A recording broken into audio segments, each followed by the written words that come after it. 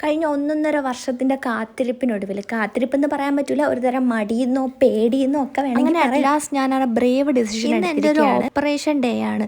ഞാൻ കുറേ കാലമായിട്ട് ഇത് വേണോ വേണ്ടെന്നൊക്കെ ആലോചിച്ച് അവസാനം ചെയ്യാമെന്ന് തന്നെ വിചാരിച്ചു. സംഭവം എന്താണെന്ന് വെച്ചാൽ എൻ്റെ നെക്കിൻ്റെ ബാക്ക് സൈഡിലായിട്ട് ഒരു ചെറിയ മോൾ നിൽപ്പുണ്ട്.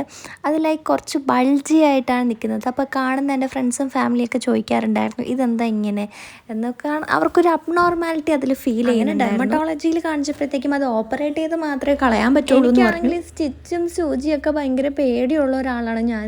ബട്ട് എൻ്റെ ഉമ്മാക്കത് എടുത്ത് കളയത്തന്നെ വേണം, അതങ്ങനെ അവിടെ വെച്ചുകൊണ്ടിരിക്കേണ്ട ആവശ്യമില്ല എന്നും പറഞ്ഞിട്ട് ഒരു നിർബന്ധമായി. ഒടുവിൽ ഞാൻ അതങ്ങ് സമ്മതിച്ചു. അങ്ങനെ ടിക്കറ്റൊക്കെ എടുത്ത് അങ്ങനെ ഇരിക്കുമ്പോഴത്തേക്കും ഒരു ഇഞ്ചക്ഷൻ എടുത്തിട്ടുണ്ടായി. അപ്പോൾ ഞാൻ കരുതി അതായിരിക്കും അനസ്തേഷ്യ എന്ന്. പക്ഷെ അതൊന്നും അല്ലായിരുന്നു അനസ്തേഷ്യക്കുള്ളത്.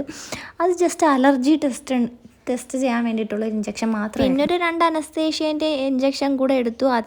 അതിൽ പിന്നെ ഞാൻ വേദന ഒന്നും അറിഞ്ഞിട്ടുണ്ടായിരുന്നില്ല. ഒരു 4 സ്റ്റിച്ച് ഇട്ടിട്ടുണ്ടായിരുന്നു, അതിൻ്റെ വേദനയെ ഞാൻ അറിഞ്ഞില്ല. എല്ലാം സ്മൂത്തായിരുന്നു. പക്ഷേ ഇത്രയും വലിയ സാധനമാണ് എൻ്റെ നെക്കിലിരുന്നതെന്നുള്ള കാര്യം ഞാൻ അറിഞ്ഞിട്ടുണ്ടായിരുന്നില്ല. ഇത് കണ്ട് ഞാൻ ഞെട്ടിപ്പോയി. ലാസ്റ്റ് എടുത്തത് എന്തുകൊണ്ട് എനിക്ക് നന്നായെന്ന് തോന്നി. കാരണം ഇത് അവിടെ ഇരുന്നിരുന്നെങ്കിൽ ഇനിയും ഇതിൽ നിന്നും വലുതായേനെന്ന് പറഞ്ഞു.